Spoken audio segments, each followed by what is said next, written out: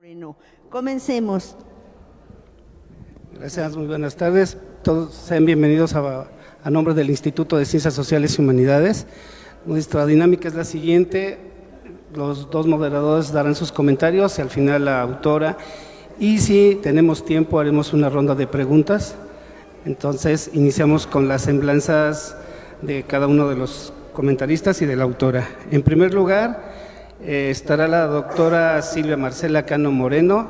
Ella es doctora en Estudios Históricos por el Instituto de Ciencias Sociales y Humanidades Alfonso Vélez Pliego de la UAP. Es maestra en Historia por la misma institución y licenciada en Historia por la Universidad de las Américas Puebla. Sus líneas de investigación se han concentrado en la época novohispana, especialmente en la ciudad de Puebla durante el siglo XVII, poniendo énfasis en la institución eclesiástica y el clero secular. En el año de 2023, su tesis doctoral, Puebla de Los Ángeles, eje de construcción de la memoria social de Juan de Palafox y Mendoza, 1640-1790, fue reconocida con mención honorífica en los premios INAC Francisco Clavijero en la categoría de Historia. Colaboró como miembro del Seminario de Historia Política y Económica de la Iglesia en México, con sede en el Instituto de Investigaciones Históricas de la UNAM, junto con quienes participó en la publicación del Cuarto Concilio Provincial Mexicano en coautoría de Francisco Cervantes Bello, y en los concilios mexicanos, Reflexiones y Avatares para ocupar en la mitra hondureña 1648-1653, en Poder Civil y Catolicismo. Se desempeña como docente de tiempo parcial en el Instituto Tecnológico de Estudios Superiores de Monterrey, Campus Puebla, en el Departamento de Relaciones Internacionales y Ciencia Política, para quien les pido un aplauso, por favor. En un segundo momento tendremos al maestro Luis Mauricio Martínez Merino. Él es licenciado en Antropología Social por la Benemérita Universidad Autónoma de Puebla, maestro en Historia por el Instituto de Ciencias Sociales y Humanidades Alfonso Vélez Pliego y en la misma casa de estudios, maestro en Educación Básica por la Universidad de las Américas Puebla. Actualmente es candidato a doctor en Historia por el Instituto de Ciencias Sociales y Humanidades y docente en el Centro de Educación Básica para Adultos José Vasconcelos por parte de la Secretaría de Educación Pública. Sus contribuciones recientes incluyen su labor como dictaminador en el Congreso Mexicano de Investigación Educativa, COMIE, para las ediciones 2023 y 2025. Asimismo, en 2024 publicó el artículo en la Restauración Constitucional, el proceso de reparto agrario en Puebla, 1917-1920, en la revista de Historia de la Universidad Nacional de Costa Rica. Su línea de investigación se especializa en la historia política e institucional, con particular énfasis en la Revolución Mexicana y la reforma agraria en el Estado de Puebla, para quien también les pido un aplauso, por favor.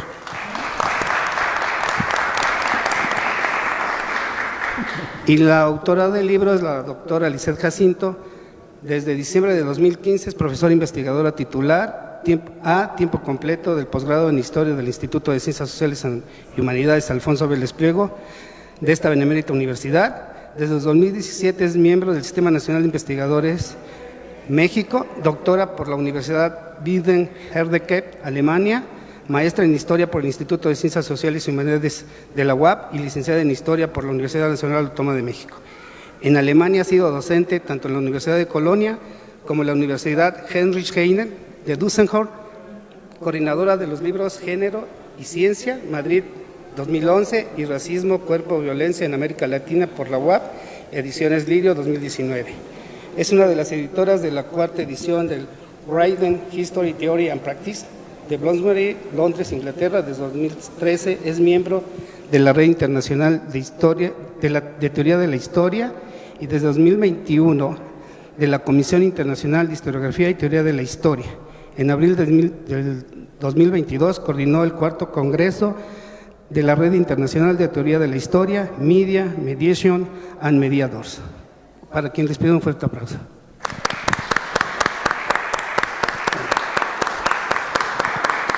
Bueno, a continuación le daremos la palabra a la doctora Silvia Cano. Silvia, por favor. Muchas gracias. Si quieres para que porque creo que luego. Ay, te lo paso. No se te pise. Bueno, buenas tardes, muchas gracias, si se escucha, a todas y todos por acompañarnos hoy. Pues bueno, es un verdadero gusto estar aquí. Muchas gracias por la invitación a esta primera presentación del libro sobre Rosalie Evans, Reina Bandida. Creo que hoy, sin duda, como decíamos hace unos minutos, es un día de celebración en donde celebramos que por fin este libro sale a la luz. Y debo decir que este libro para mí es bastante pues importante, porque sin duda me tocó ver cómo se construyó prácticamente desde el inicio, ¿no? Lisette y yo nos conocimos en el 2001, cuando juntas iniciamos la maestría en Historia, precisamente aquí, en el Instituto, bueno, aquí en la UAP, pero en el Instituto de Ciencias Sociales y Humanidades, y muy pronto supe, ¿no?, su interés. Incluso me enteré, fue gracias a Lisette que me enteré de la existencia de una mujer como Rosalie Evans. Entonces, sin duda, hoy pues se concentra, se cierra, ¿no? Así lo percibo yo, un largo proceso en donde de pensar, de sentir, de buscar, de investigar, de reflexionar en torno a Rosalie Evans, y hoy lo podemos ver plasmado en un libro, y pues por eso celebro muchísimo que podamos estar hoy aquí, ¿no? Precisamente en un lugar como este, que también es muy importante para pues muchas de las actividades que tuvimos como estudiantes, jóvenes estudiantes, hace ya tiempo, de la maestría en Historia, en donde también aquí en el Paraninfo llevamos a cabo unos eventos muy importantes junto al colectivo Utopía, que bueno, ya para qué les cuento todas esas anécdotas, pero bueno, sin duda yo percibo precisamente este evento hoy como el cierre de una larga construcción y reflexión en torno, obviamente, a la historia y particularmente a esta mujer tan pues interesante como fue Rosalie Evans. Y bueno, en ese tenor me gustaría pues quizá nada más hacer unas pinceladas alrededor de lo que podemos encontrar en este libro de Lisette Jacinto llamado Reina Bandida, en donde por supuesto Rosalie Evans es la protagonista principal de esta historia. Pero creo que es importante destacar que es una protagonista, bueno, sin duda, eso quiero resaltar, es una mujer, ¿no?, en plena Revolución Mexicana, pero que además le tocó vivir tres momentos muy importantes de la historia mundial y de la historia de México, ¿no? Porque primeramente se sitúa en los últimos años. Ella es una estadounidense, tejana, que llega a vivir junto a su familia a Puebla a finales del Porfiriato, ¿no? Entonces le toca atravesar toda esta prosperidad de los últimos años del siglo XIX para posteriormente casarse precisamente aquí en México, bueno, y en Puebla, ¿no? Sí, es en Puebla, donde conoce a Harry Evans, su esposo, un británico. Y bueno, lo conoce acá, contraen matrimonio en Estados Unidos, pero regresan a hacer vida en México y finalmente comprar una hacienda en lo que hoy es San Martín Texmelucan, la famosa hacienda de San Pedro Coxtocan, ¿okay? Una hacienda que además, hay que decirlo, era quizá la más importante de la zona, ¿no?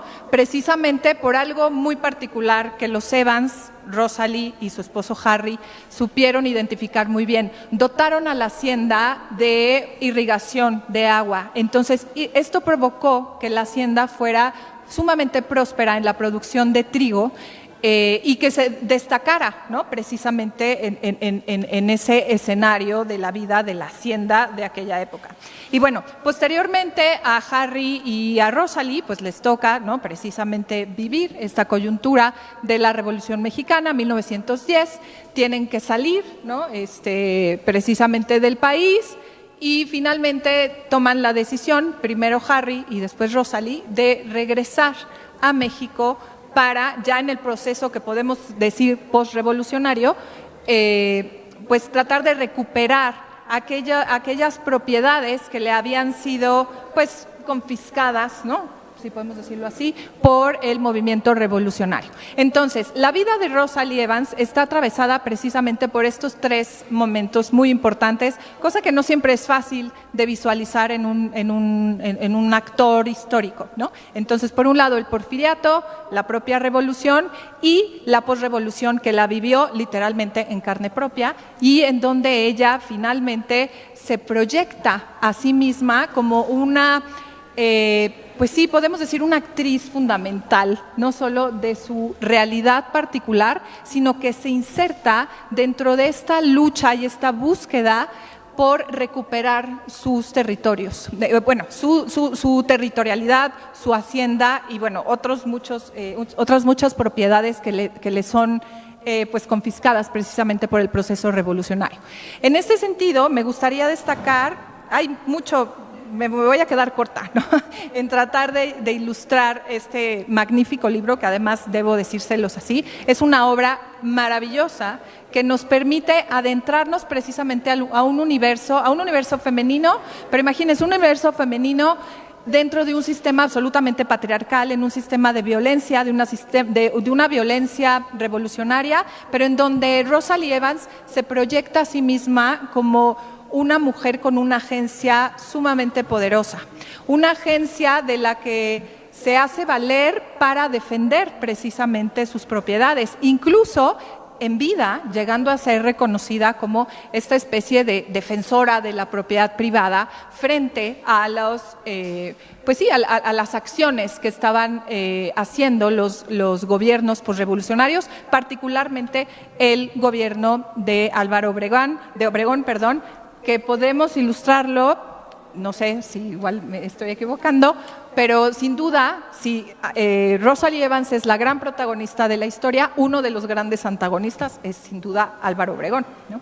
Entonces, digamos que más allá de, por supuesto, en introducirnos en la historia de Rosalie Evans como individuo, como personaje, observar su propia agencia, este libro nos permite acercarnos, es una ventana a la Revolución Mexicana y también una ventana a la comprensión de un proceso tan complejo como esta revolución, que también tiene muchísimos matices, muchas facetas y además muchas realidades regionales. Entonces, a través de la lucha de Rosalie Evans por recuperar sus propiedades, podemos insertarnos en cómo funcionó pues precisamente el gobierno, por un lado el gobierno posrevolucionario de Obregón, también podemos introducirnos a una situación que me parece fascinante, ¿no? Como les hablaba de Rosalie Evans en un entorno de violencia, pues bueno, también un entorno que quizá podemos decir de violencia diplomática, ¿no? Porque precisamente Rosalie Evans, al ser una ciudadana estadounidense y además una ciudadana británica por haber estado casada con Harry Evans, que bueno, ya no les voy a contar lo que pasa con Harry porque no acabamos nunca, pero precisamente su doble condición de extranjera le posibilita un capital social muy importante que la lleva a tener precisamente esta agencia tan poderosa, tan fuerte, tan echada para adelante para defender sus propiedades. Entonces, ¿qué quiero decirles con esto? Que el caso de Rosalie Evans fue tan sonado a nivel nacional e internacional también, precisamente por su condición de extranjera, esta condición que ella estaba absolutamente consciente de lo que representaba y de cómo podía utilizar a su favor estas cartas diplomáticas en la coyuntura precisamente del gobierno de Álvaro Obregón, que estaba buscando reconocimiento internacional precisamente por parte de Estados Unidos y el gobierno de la Gran Bretaña. Entonces ella sabe usar muy bien sus cartas para utilizar, ¿no?, precisamente esta tensión diplomática en su lucha y en su resistencia en contra del propio gobierno posrevolucionario de Obregón. Entonces, pues bueno, esto es solamente para hacer una invitación, ¿no?, a la lectura de este maravilloso libro y para comprender las múltiples dimensiones que podemos encontrar en él y que además desde una perspectiva como historiadora y que por supuesto conociendo a Lisette lo sé y lo dejas absolutamente bien manifestado en el libro, pues se reflejan todas las reflexiones, todo este tiempo transcurrido en torno a estar dialogando con la microhistoria, por supuesto, ¿no? Con tantas teorías tan interesantes como, por ejemplo, pues los horizontes de expectativa, cuando hablas de, bueno, no lo mencionas así, pero estás haciendo referencia a un bagaje teórico enorme que tienes y que logras plasmar muy bien, precisamente en esta comprensión de una realidad que tú también lo haces de manera extraordinaria, de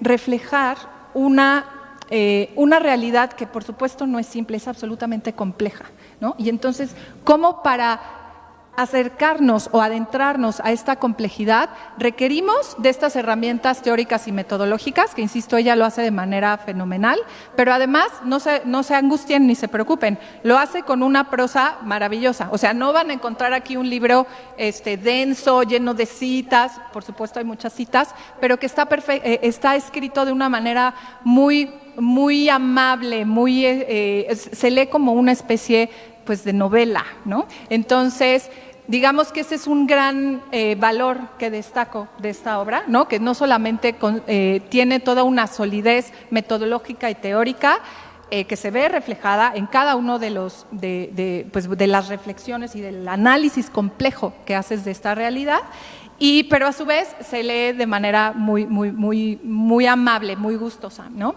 Entonces, pues bueno, me quedo con muchas ideas, ¿no?, a comentar, pero sin duda quizá lo más importante es la invitación a que leamos a Lisette y que a través de Lisette, que bueno, una mujer, nos acerquemos a un universo de una mujer como Rosalie Evans, esta extranjera, pues absolutamente como excepcional en el entorno que le toca vivir, porque es precisamente una mujer que con su propia condición de género y con las violencias patriarcales que le toca enfrentar, aún así decide hacer una lucha amplia, abierta, incluso, les digo, con un capital social enorme, haciendo referencia o utilizando más bien todo su capital social para defender esa propiedad. Entonces, esas propiedades. Entonces, sin duda, pues vamos a encontrar aquí como cuando descendemos en historia, ¿no? Decimos la escala de observación, en este caso a un personaje muy particular como Rosalie Evans, se multiplican las posibilidades para entender mejor una realidad tan compleja como lo fue la Revolución Mexicana, ¿no? Que creo que también esa es otra de las múltiples contribuciones de este libro. Podemos acercarnos a través de la historia de Rosalie Evans a una multidimensionalidad de la revolución que, tradicionalmente nos hemos acercado a ella de manera como muy maniquea, ¿no? Dejando de lado precisamente estas complejidades, que es un poco lo que tú nos invitas a hacer, ¿no? O sea, cómo las realidades complejas merecen también análisis complejos, y aquí lo vamos a encontrar. Y pues bueno, no me resta más que felicitarte, ¿no? Y sumarme a esta celebración de lo que implica hoy pues presentar pues tan importante libro. Muchas gracias. Agradecemos mucho los comentarios a la doctora Silvia, y a continuación le damos la palabra al maestro Mauricio, por favor. Sí. Muchas gracias. Buenas tardes a todas y todos. Buenas tardes, doctoras, maestro, licenciado, doctor Félix. Primero quisiera yo agradecer a la doctora Lisette Jacinto por la invitación a comentar su libro de reciente publicación. Además, me permito felicitarla por este logro, ya que durante unos meses que tuvimos un curso, fui testigo del esfuerzo, dedicación y entrega para esta investigación. Enhorabuena y muchas felicidades, doctora. Pues ya, a lo que venimos, ¿verdad? Ya muchos saludos y estas cosas. Reina Bandida es la historia de una mujer extranjera que vivió la mitad de su vida en México. Es la historia de una hacendada que, desde su gran capital social y económico, atestiguó y experimentó los privilegios de la modernización porfirista y las contradicciones de la reconstrucción nacional en el México posrevolucionario. Es la historia de una persona que, en tiempos inciertos y violentos, pero de reivindicaciones sociales, murió asesinada en 1924 en defensa de lo que ella consideró correcto: En definitiva, Reina Bandida es la historia de una mujer y del crimen cometido en su contra. Rosalie Emma Cadden, viuda de Evans, norteamericana de nacimiento y británica por matrimonio, heredó y administró a partir de la muerte de su esposo en 1917 una de las haciendas más prósperas en uno de los valles más fértiles del México central, a saber, San Pedro Coxtocan, ubicada en el municipio de San Martín Texmelucan, en el entonces distrito de Huejotzingo, estado de Puebla. Rosalie Evans salió de México como otros propietarios del país por el levantamiento armado revolucionario, residiendo en Europa y Estados Unidos. Gracias, Félix. A su regreso, entre 1918 y 1924, mantuvo comunicación epistolar con su hermana Daisy, quien en 1926, 2 años después de la muerte de Rosalie, publicó en Estados Unidos las misivas recibidas bajo el título Cartas desde México. En casi 7 años de comunicación, Rosalie Evans manifestó en prosa narrativa y muchas veces poética su lucha contra los agraristas de Texmelucan y los gobiernos emanados de la revolución para evitar la expropiación de su hacienda por causa del reparto agrario, situación que le costó la vida.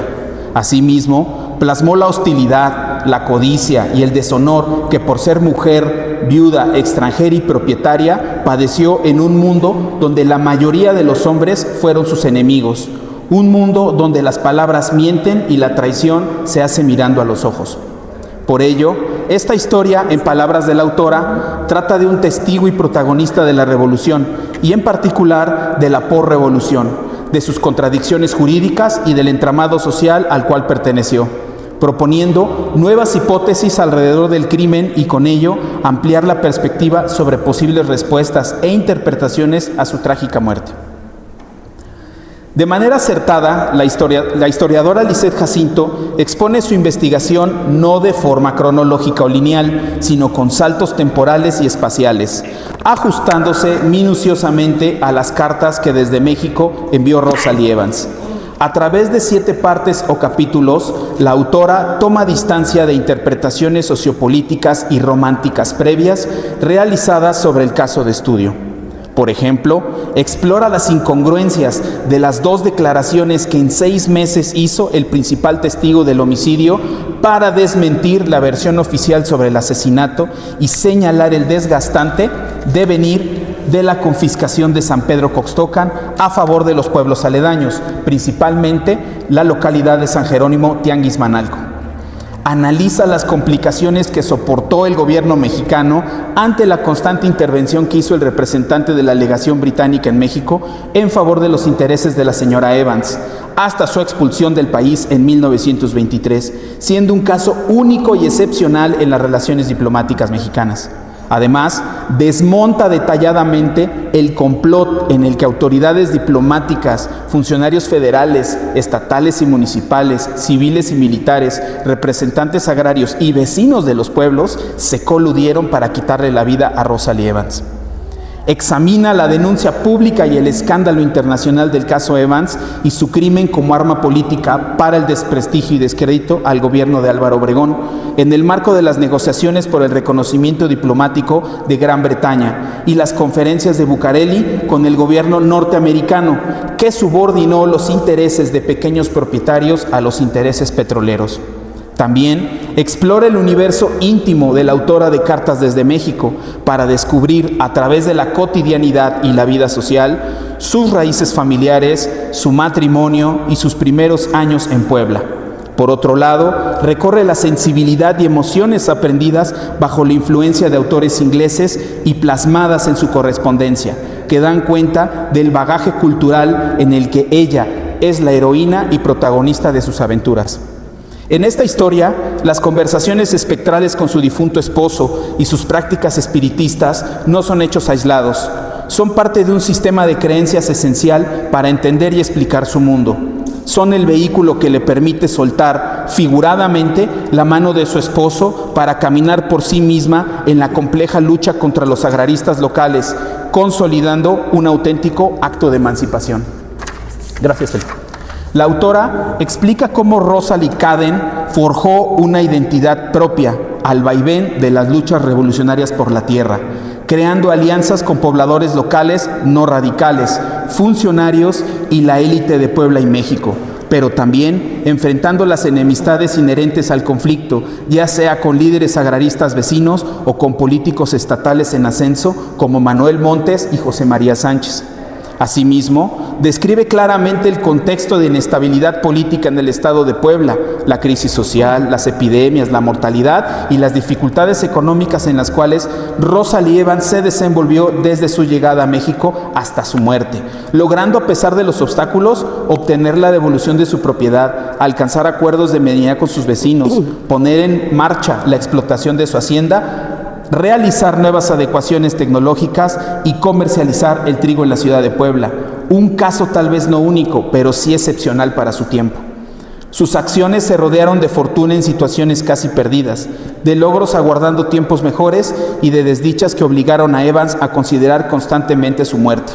La autora devela el rostro contradictorio del agrarismo al caracterizar a los individuos locales que convivieron lealmente con la hacendada, enfatizando que, sin estas redes sociales de apoyo, la protagonista de esta historia habría durado solo unas cuantas semanas en México. Por último, analiza y explica las razones de índole político y económico por las cuales el gobierno mexicano, en coordinación con los 3 niveles de administración, construyó un discurso matizando el móvil del crimen a solo un vulgar robo. Sin duda, esta investigación es un aporte historiográfico fundamental al estudio de las mujeres en la Revolución y la posrevolución en México, así como de la reforma agraria. Es un trabajo con una base teórica y metodológica sólida, apoyada en un corpus documental extenso y en muchos casos inédito. Escrito con una prosa clara y directa, el libro logra que el rigor de la investigación sea accesible para cualquier persona, poniendo la historia al alcance de todo público. Por ello, la oportunidad de comentarlo me permite invitar a su lectura, tanto para profesionales de la investigación consolidados o en formación, como para lectores ávidos y críticos de la historia de Puebla y de nuestro país.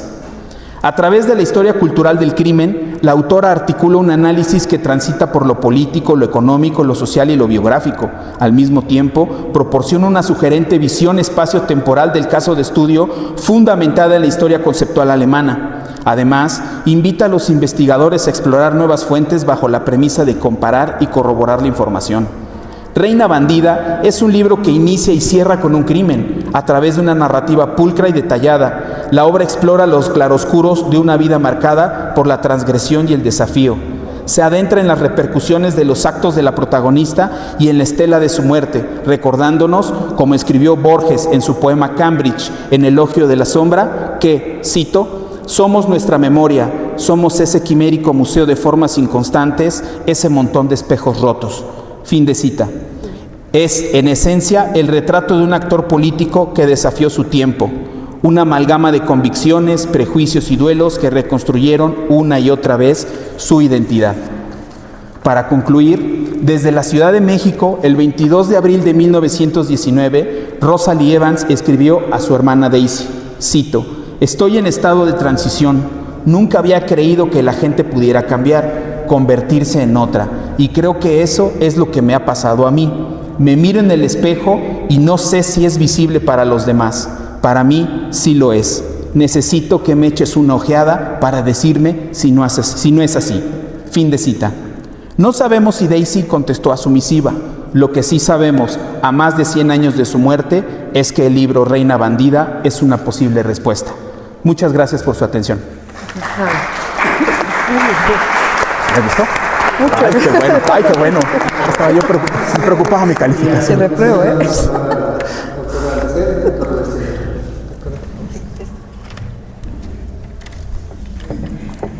Bueno, primero que nada, muchas gracias a los asistentes, también a los que nos están siguiendo y sobre todo a Félix, muchas gracias, y a los presentadores, a Silvia y a Luis Mauricio.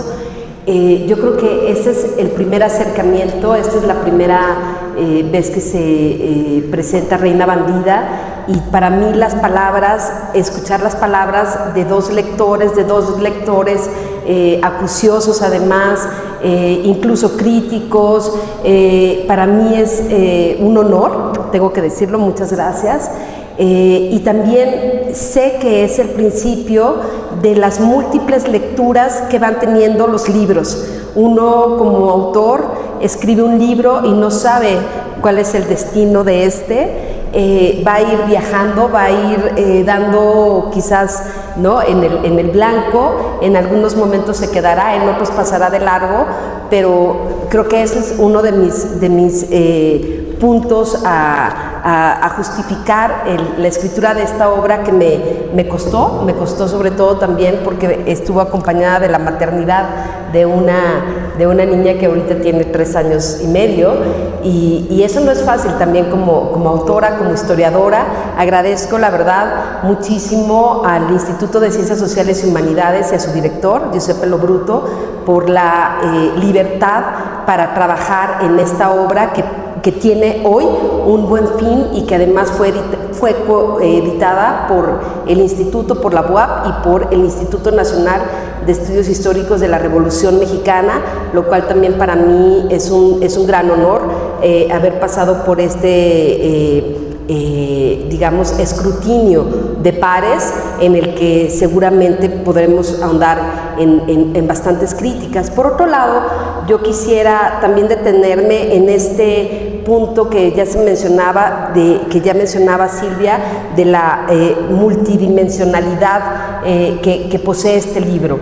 Este libro, y como también era un poco mi interés, era bajar la escala de observación, como ha dicho Silvia, pero también no solamente para ver una anécdota, una vida que tal vez se salía de lo normal en un momento tan álgido como fue el momento de la posrevolución mexicana, y sobre todo en el valle de Texmelucan, en el distrito de Huejotzingo, porque además también ahí es donde se enfrentan tanto arenistas como zapatistas, en un lugar muy importante también para la exportación de trigo, porque ahí pasaba también el ferrocarril. Es decir, esta modernización de la que hablaba, esta modernización porfirista de la que hablaba Luis Mauricio, es evidentemente transversal a lo que va a pasar también para poder crear a una actriz como Rosa Lievas, e incluso la desgracia de haber perdido a su esposo, en la que ella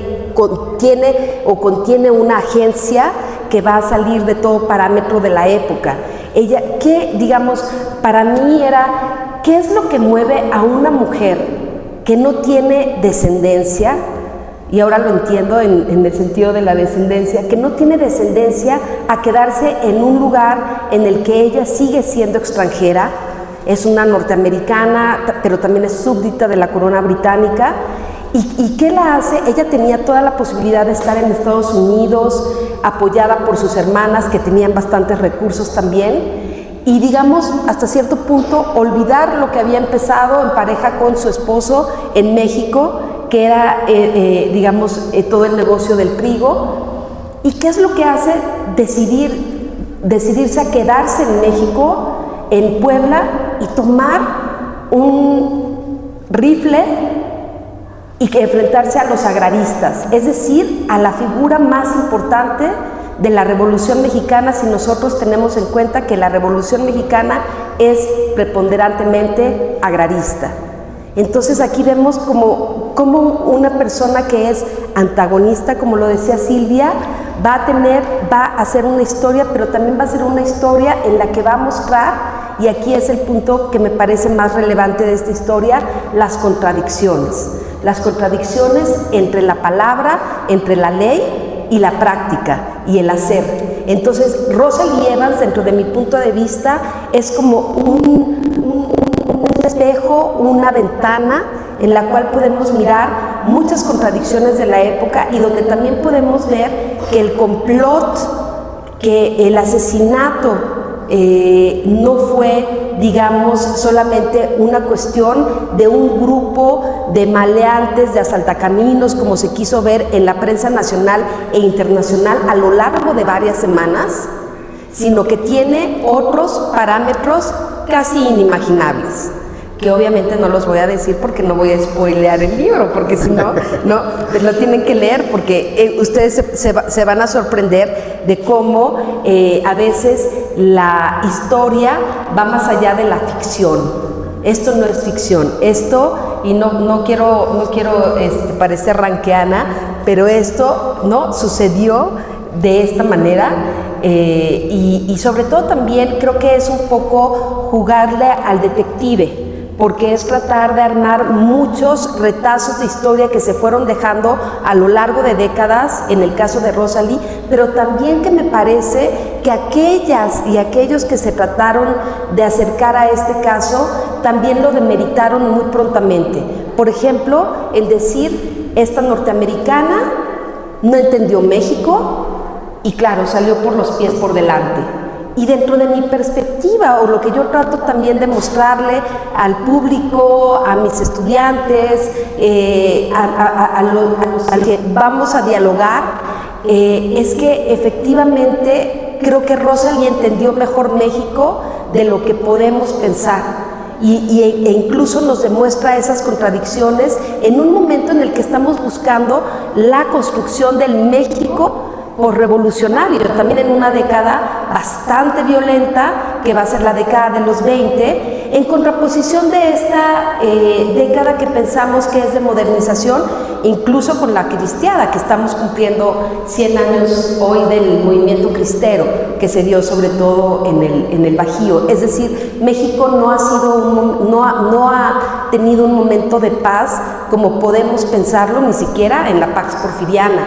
Y este momento, el momento en el que vive Rosalie, también le tocan ciertas coyunturas políticas que me parecen muy relevantes, que es desde el gobierno de Venustiano Carranza, el echar a andar la Constitución de 1917, hasta la rebelión de la huertista, evidentemente también la muerte de Carranza, la muerte de Zapata, la muerte de Villa, y las denominadas conversaciones de Bucareli. Este libro, mucho más allá de pensarlo desde el ámbito local de una hacienda perdida en el valle de Puebla, de Texmelucan, es una historia de alcances transnacionales. Y ese también me parece que es uno de los puntos que he querido subrayar. No se trata en lo más mínimo de una historia regional, sino se trata de una historia que traspasó las fronteras de México, pero porque Rosalie Evans también hizo una denuncia de lo que estaba sucediendo en el país. Y eso, digamos, fue lo que al final de cuentas le costaría la vida.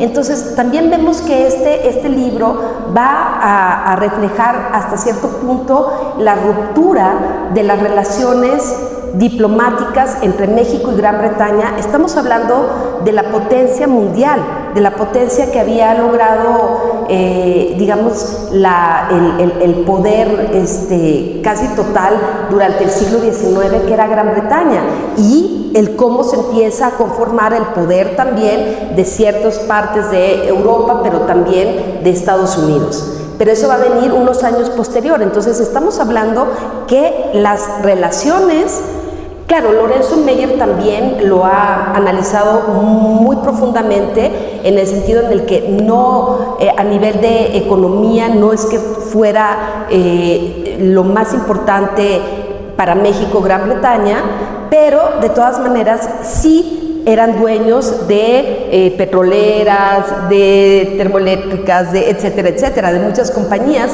donde se van a pausar las relaciones durante más de un año por este caso.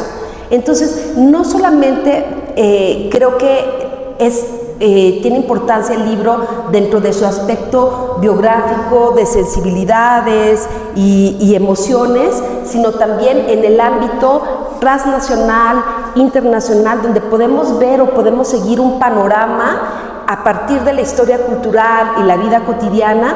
Podemos seguir un panorama de lo que está sucediendo en este tiempo, que fue tan importante no solamente para la construcción del México postrevolucionario, sino también de la organización internacional entre los distintos poderes. Entonces, creo que también es importante mencionar que para mí fue importante ver, y un poco siguiendo a Clifford Geertz, este antropólogo que nos une mucho a los historiadores y a los antropólogos que vamos hacia la cultura, me importó mucho ver la cuestión de la descripción densa, y entonces en ese sentido el crimen también se vuelve un protagonista de esta historia en el que es desmenuzado como, ¿no? Que trato de darle como muchos niveles que ya ustedes, los lectores, irán viendo. Y otra de las cosas más importantes, que ya también se mencionó, tiene que ver con romper con la cronología,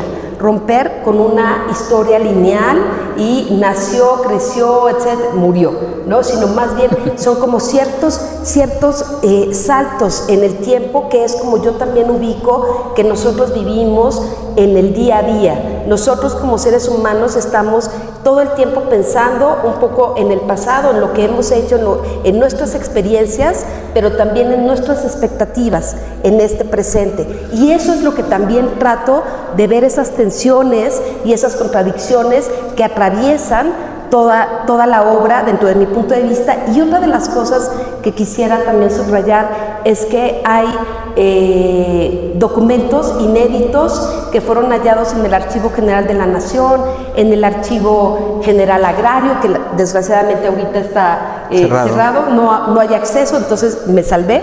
El Archivo de San Martín Texmelucan, y uno de los archivos más importantes, evidentemente, el de la Universidad de Virginia, donde está el archivo de Rosalie Evans, el cual también tuve acceso por medio de una ayudante de investigación en Estados Unidos, a la cual también le agradezco mucho.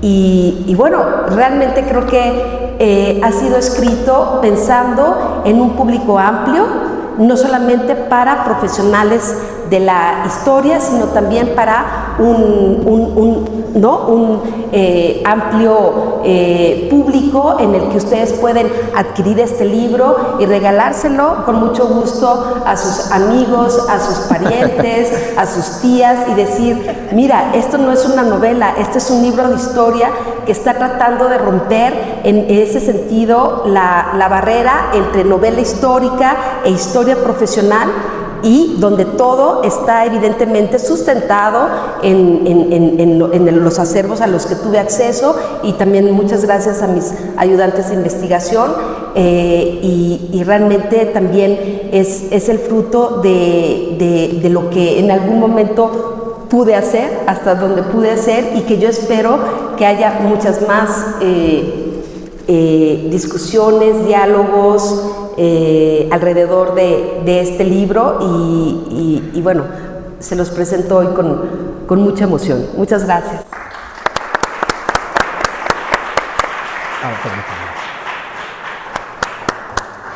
Yo creo que con estas presentaciones y la voz de la autora, creo que si yo ya estaba invitado, creo que lo voy a leer con más gusto. Bueno, ahora pasamos a una ronda de preguntas. Quien quiera hacer alguna pregunta, nada más les pedimos que sean muy breves, por favor, por cuestión de tiempo.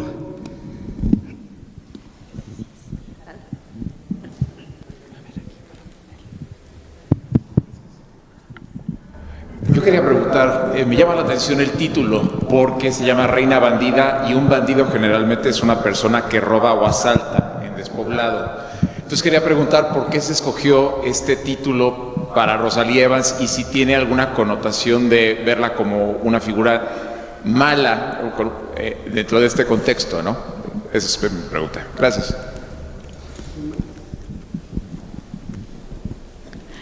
Hola, buenas tardes.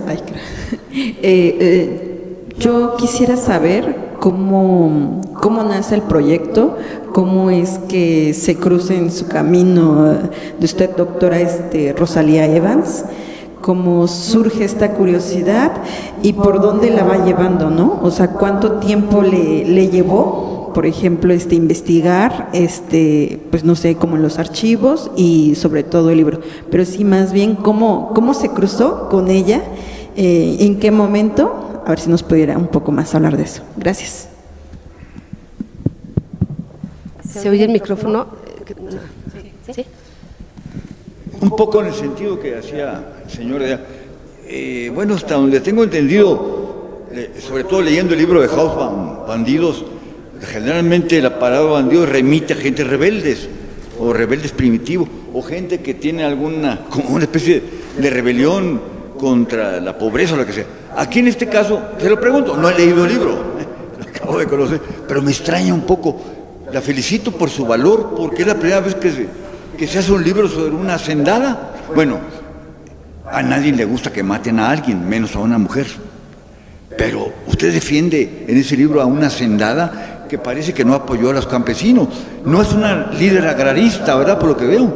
¿Verdad que no? Entonces, bueno, en ese aspecto la felicito, pero yo no me gusta mucho la idea esa de que sea víctima una persona con esa característica. No es una bandida, es una defensora de sus propiedades. Pero, con todo respeto, hay que leer el libro.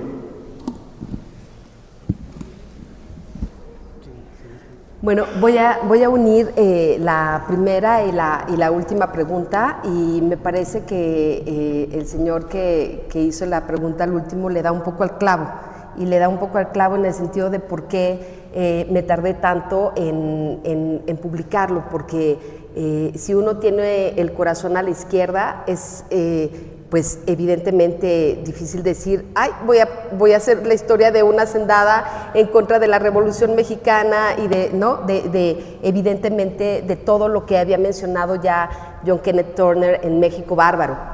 Y evidentemente es un juego de palabras, que yo también trataba de encontrar un título más sugerente para un público, ¿no?, más amplio, y que de repente leyendo entre líneas ahí estaba el nombre de Reina Bandida, pero sobre todo me quedó claro al estar leyendo la versión en inglés, ¿no? Y entonces sus amigos estadounidenses le decían Robber Queen, y esto fue en 1923, le empezaron a decir así, Robber Queen.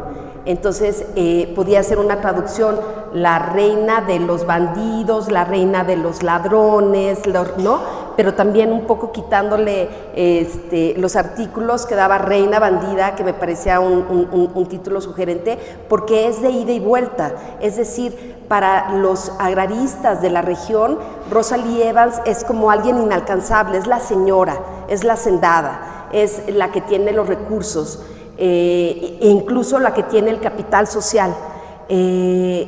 Pero también para Rosalie Evans, muchos de los agraristas y de los líderes agraristas radicales son bandidos. Y de hecho creo que es una de las partes más importantes que espero que lean, porque es la contradicción entre el hacer y el ser, ¿no?, como revolucionario, y una de las figuras claves se va a llamar Manuel P. Montes, en donde incluso él termina adquiriendo una hacienda y tratando de resguardarse de los agraristas, cuando él había sido uno de los agraristas más importantes de la región, incluso diputado y gobernador del estado de Puebla. Entonces estamos hablando de figuras muy importantes y también bastante contradictorias. El asunto es que para Rosalie Evans este mote de Reina Bandida también le caía como bastante en gracia, porque decía, soy la reina de la gente que está queriendo tomar las tierras, porque también en ese tiempo, y vamos a verlo en el libro, hay dos posibilidades, la confiscación, la restitución o la dotación de tierras. Entonces los pueblos aledaños van a buscar en un principio la restitución, no van a poder comprobar los títulos de propiedad por múltiples razones que podrían haber pasado, y al final de cuentas se va a dotar a los pueblos aledaños de las haciendas aledañas, no solamente de la de la señora Evans, sino de otros, ¿no?, como Mendocinas, Polaxtla, son haciendas muy importantes en la región. Luis Mauricio es un conocedor, ¿no?, sabe todo desde San Salvador el Verde hasta Tlahuapan, hasta Tlahuapan, Huejotzingo, se sabe todas las, ¿no? Es increíble Luis Mauricio. Entonces es un juego de palabras, Reina Bandida, para ellos, ¿no? Ella es la reina, y para ellos son bandidos. Pero aquí quiero también expresar algo muy importante. Va a surgir una figura que no ha sido muy estudiada dentro de mi punto de vista, y estos son los campesinos pacíficos, es decir, aquellos que deciden quedarse en las haciendas y que las haciendas continúan. ¿Por qué se quedan? No es solamente hablar de los agraristas radicales o los agraristas legales, sino también de aquellos que decidieron quedarse en las haciendas, y ahí también entra una figura, dentro de mi punto de vista, nueva dentro de esta historiografía, que vale la pena ahondar mucho más en ella, y ojalá este sea la punta del iceberg para continuar esos estudios. Y por último, ¿cómo nace el proyecto? Nace por una cuestión muy interesante dentro de la historiografía mexicana. Yo hice una tesis sobre microhistoria italiana y Carlo Ginzburg en la licenciatura, pero me di cuenta que era importante también bajar hacia un estudio de caso, y cuando llegué a estudiar a Puebla, yo había estudiado en la UNAM, cuando llegué a estudiar en Puebla me hablaron de Rosalie Evans, un profesor muy importante del posgrado, John Ras, estuvo muy involucrado con este proyecto sobre Rosalie Evans, incluso había un proyecto sobre hacer un documental, etcétera, que está creo que ahí medio parado, pero evidentemente, y lo digo abiertamente, esta historia da para una película y para una serie y para una, ¿no? Por más comercial que me oiga, pero es muy impactante porque tiene muchos actores, muchas contradicciones, y John Brass se quedó en el tintero hasta ahorita ese proyecto, pero me habló de Rosalie Evans, y algo me impactó y me cautivó mucho, y es el que ella, desde que regresa después de su estancia en Europa y en Estados Unidos, cuando regresa en 1918 bajo el gobierno de Carranza, donde cree que las aguas se han apaciguado, empieza a mandar estas misivas a su hermana. Es decir, ella sabe muy bien el poder de la palabra y de la palabra escrita, y esa parte, digamos, era un material más que rico para poder comenzar una historia. Y luego lo que sucedió, pues ya es historia, porque empecé a buscar en los archivos y había información, y no deja de salir información sobre este caso. Entonces lo que yo hago aquí en casi 400 páginas, todavía le falta más investigación, la verdad. Entonces, pero fue, digamos, esta parte de la teoría que me interesaba mucho, bajarlo a un estudio de caso, para que no dijeran, esta historiadora está por las nubes en lo abstracto, sino, ¿no?, también tener como un impacto dentro de un caso que podíamos ver, y sobre todo en algo que podemos ver como total y absolutamente contradictorio, la historia de una hacendada y su contraparte o su antagonismo, que es la revolución agrarista. Ya para concluir esta presentación, darán conocimiento a la doctora.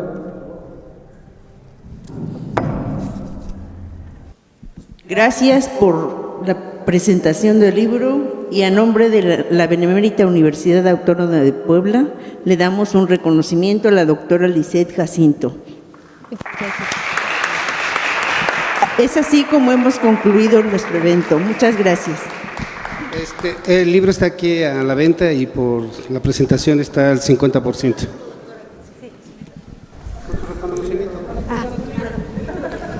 Si quiere, aquí sostengo el libro, mire. Ahí está, mire el libro. Mira, ¿Qué le parece? acá nosotros.